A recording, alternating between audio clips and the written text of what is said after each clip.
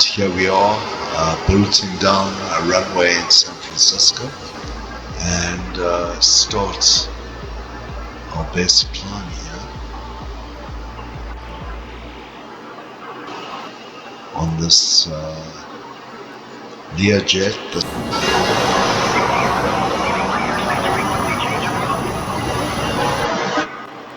Well, it's looking good. 86 Sierra Alpha is timed 3 miles northwest of San Francisco. Loading in KSFO. Request clearance to transition Bravo I can see on Auto on flow that the runway that I've loaded up the airport. Let's see the optional approaches. The moment I've got myself climbing at the best speed that I can. You'll see that it is 250 over here. That's my best climb speed. And already from sea level I'm up to flight level 8. So 8500, climbing like a rocket. This is a really nice aeroplane. Let's see where it is. Let's look outside and see where we are. Oh, there we are, already at almost 12,000 feet, climbing up like a rocket. And let's activate the auto land. Now we're going to choose the best one for us. Let's land runway 01, which has a good wind factor. As soon as I press it, it should activate a turn. Let's go. I've just pressed it and it's already standardizing.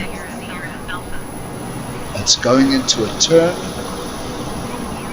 and let's just slow ourselves down. What I'm also going to do is I'm also going to get the system to toggle the auto thrust. It's suggested an approach landing of 152, as you can see over here, and it will slow down the aeroplane, taking us into a nice approach for runway 01. Let's just help it slow down things. I'm going to put up about 33% of flaps. Also going to activate a spoiler. That is slowing us down substantially. You can see our speed coming down here. This is an auto thrust device that I've created to be able to set the speeds up with our auto lander. This is custom, and all the others are custom as well, including these over here, which you might recognize, but with some extra numbers. We are descending at quite a great pace at about 2,500 feet from that altitude. We're at 10,000 feet and going down. We've straightened out. Over here we can tell that we are 9.5 nautical miles away from the first waypoint that will get us into a nice arc for the runway we are heading to, which is runway 01, and it's descending. You can see in the middle of the block there, distance D is 8.2 nautical miles, direction 103. It's heading us nicely. Let's go inside the cockpit and have a look. We've got some warning thing going on. I don't even know what this aeroplane's about, and I don't even know what that is. I think it's telling me about the spoilers.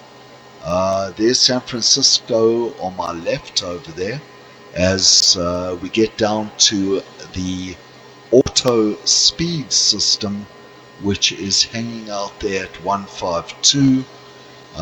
This is a hell of a machine.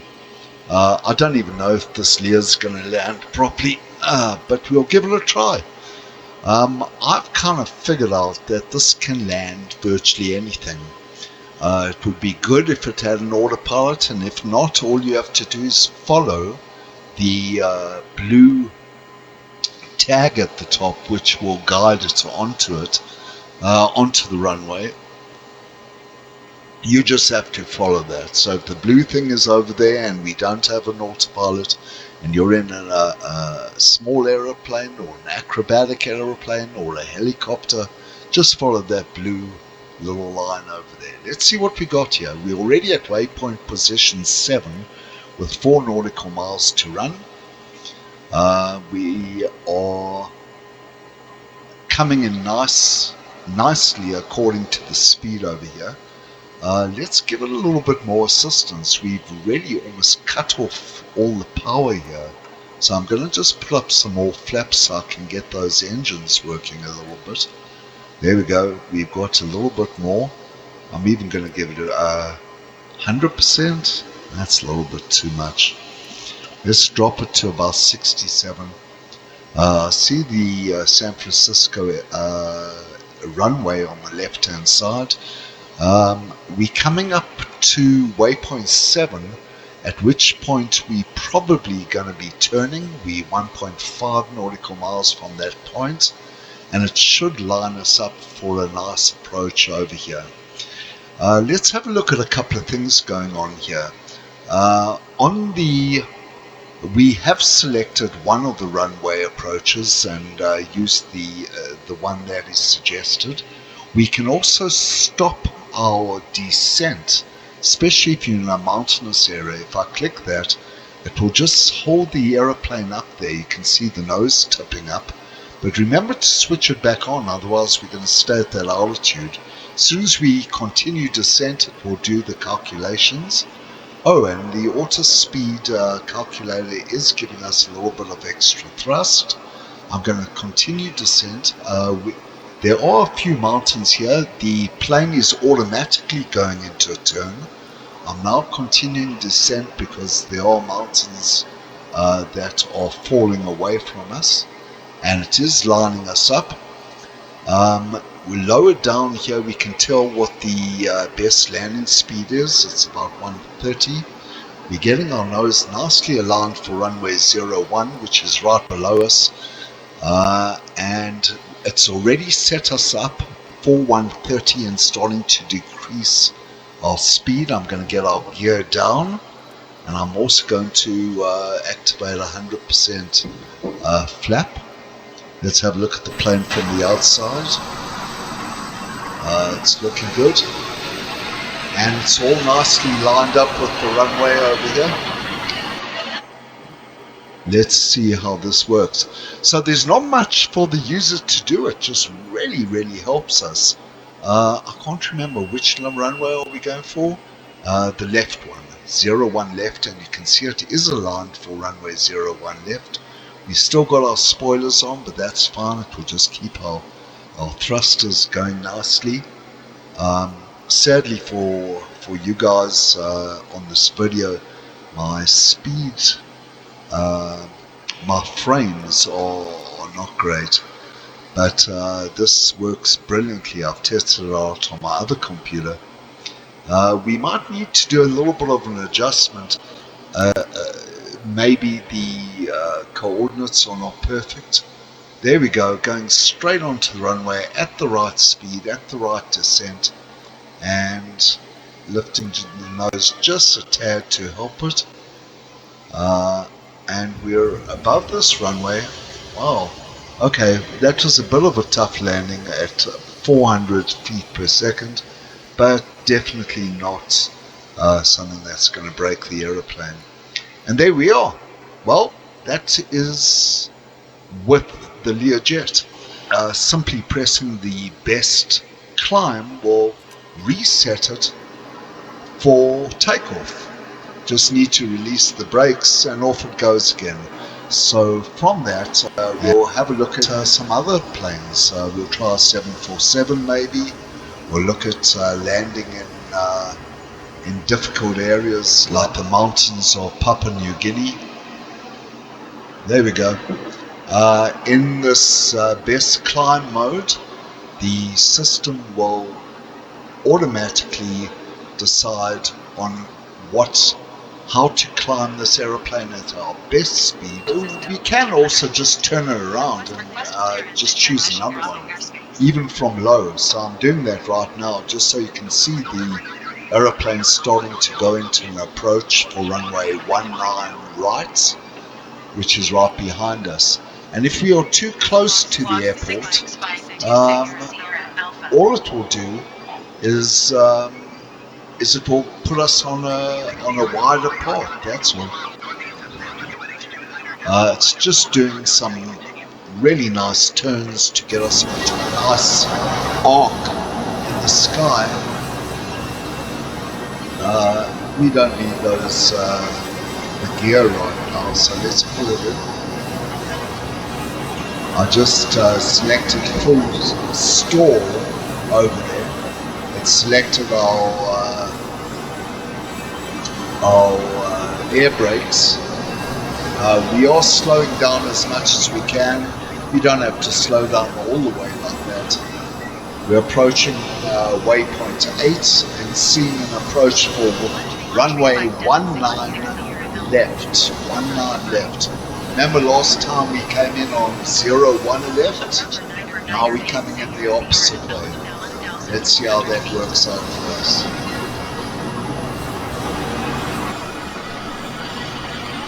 And it's at this time that we probably should be putting down our gear. Waypoint 5 is still a few miles out, but we can do it. It will set us up nicely for this. We can slow down a little bit on the auto thruster. I'm just turning the numbers down.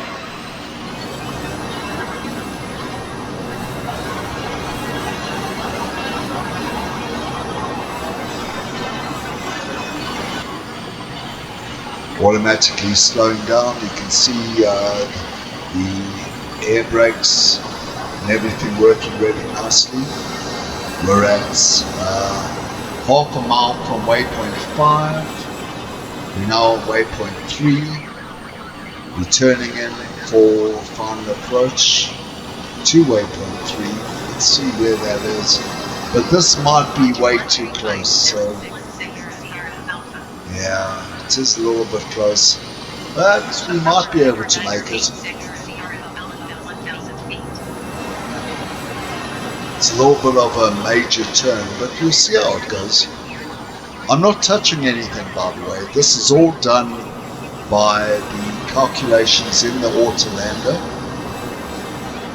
We're slightly off to the left. Let's see if she realigns herself. We are making our way to waypoint 2 next, and from waypoint 2 it should straighten us up for waypoint 1 and waypoint 0. We're almost at waypoint 2, and there we go to point towards waypoint 1. You can see it's nicely aligning. Oh man, this is beautiful, just exactly what you can expect. And this is a lovely aeroplane, hey? It's already set the speed down to 130.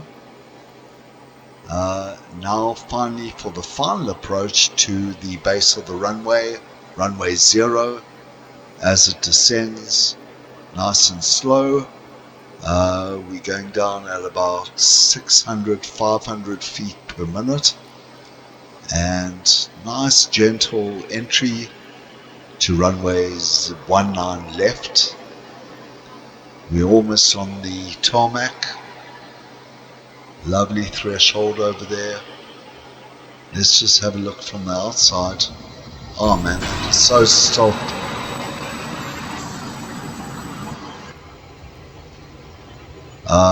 It felt soft, but that was at 300 feet per minute. And it's not bad, and the nose has eventually touched down, so nice gentle landing. And from landing the Citation, we take ourselves to Papua New Guinea into the caravan and look at something I did yesterday. Landing on these fields is normally hazardous in between trees. Sometimes extreme runways with inclines of up to 12 degrees or more. You can see how absolutely gentle that was. That's using the Autolander. Let's have a look at another approach. Another scripted software is to really slow down the way that we look at the aeroplane so we can get nice close-ups of the aeroplane as it comes into the approach. Now, you might not be able to see it, but that little green patch in the middle is where we want to land. Coming in close and gentle onto such runways, especially in bad weather, is really a challenge of note. Coming down nice and softly towards the runway at slow speed, getting the angle exactly right, especially in bad weather. This could be unbelievable, and it is normally. Good landing on a very, very short runway, and we even stopped halfway in. Okay, moving to another aeroplane. The 747, the jumbo of the sky, the iconic aeroplane, very heavy to land. We have now selected a runway approach, as you can see on the right hand side, for Gatwick, and we're starting to make our approach over here. This is something also that I did yesterday, or was it late last night. Normal natural weather, as we turn it in, just like normal, we expected the Autolander just to take control. There are a couple of glitches with the 747. For example, the speed control and so on. That might need to be handled manually for the approach, but we can see on the right hand side there on the green wheel what speeds the system is projecting and expecting for the best approach landing and the landing speed. So as long as you can keep more or less to that, the airplane will turn and drop really nicely. Be careful of when you of how much gear to use and how much flaps to use. That isn't going to be automated, so you just need to use that. So for the approach of this one, you can get a sense of how quickly you're supposed to come in, also how the controls work, like the speed brakes, etc., how it slows the aeroplane down. The auto thruster will attempt to help you, but sometimes on this, I don't know why, it just doesn't work that well. Have a look at this lovely landing as we're coming in on Gatwick, at Gatwick. We're about to touch down. The back wheel's just touched down now. The nose wheel's still in the sky as we bring it slightly gently down to the ground. And it's not we, just by the way. The auto thruster will actually guide that speed.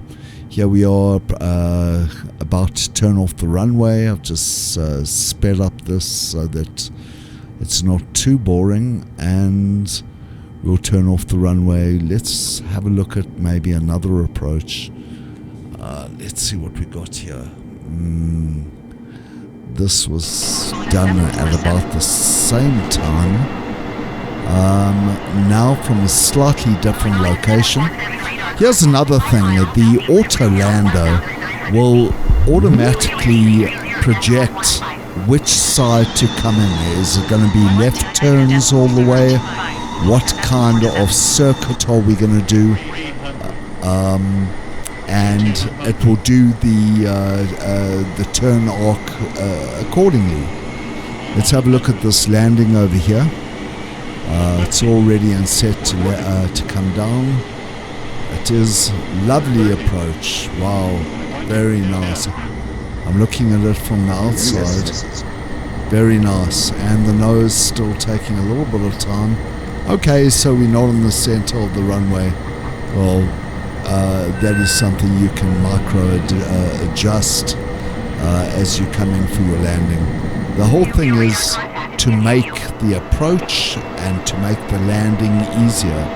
Now, what's interesting about this is that there is no reason why software like this could not actually take over an aeroplane's systems. To connect it up is all the same. One would need to just put that in. Notice here we're not using an ILS. There's no ILS. We've got no localizer. It could be for any runway. And all we need to know is the direction of the runway, the elevation of the runway base, and the system will adjust a nice 3-degree approach, nice arc approach. Imagine if we had to employ something like this into all aeroplanes, how much safer aeroplanes would be. And with the help of Flight Simulator, we get a sense that it could really work. Anyway, that's a conversation for another day on how to use software like this. That was a lovely landing. Let's see what else we have here. Now I think this is the Duke. Yes, it is indeed the Turbine Duke. We're turning. We've selected an approach. I think this is for also Gatwick. Look at the little map over there. You can see our approach. This from the outside. We've already selected the runway. It's making its turn towards that runway and its descent. It doesn't matter how high it is. It will make it appropriately. And all landings are possible. This just makes the flight sim so much more exciting. And this is not taking away necessarily the whole experience of flying one bit, because you can switch it off at any time. And also, this is not just doing something to override all the software controls, it's using them to a much better extent. Using software, using computers to make safer landings is the way things need to go. We haven't achieved perfect landings in terrible weather. Also, one could use software like this to guide anything in, even without autopilots. As long as you follow the blue tag on the, look at that soft landing. Oh my word! Look at the top left. Let's have a look at another one from the other side.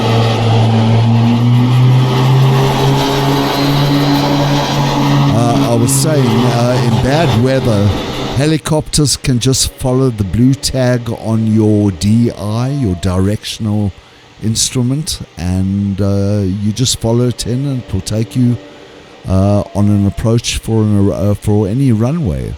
The tower, anyway, in real life is going to give you an approach towards a runway, so one could use that even in IFR conditions, etc. Anyway, I think I've shown you more or less how much fun I'm having with that Autolander software. It's done with JavaScript. Inside the Flow program, which is really neat and nice, and having just a little wheel over there is helpful. But when linking it all together, it's so easy and so nice. And that's for any airport that the sim can pick up, All you have to do is type in the ICAO and off you go. A couple of presses and you can land anywhere pretty much. Well, that's it from me. It's Rob or Rockowe. Hope you enjoyed that.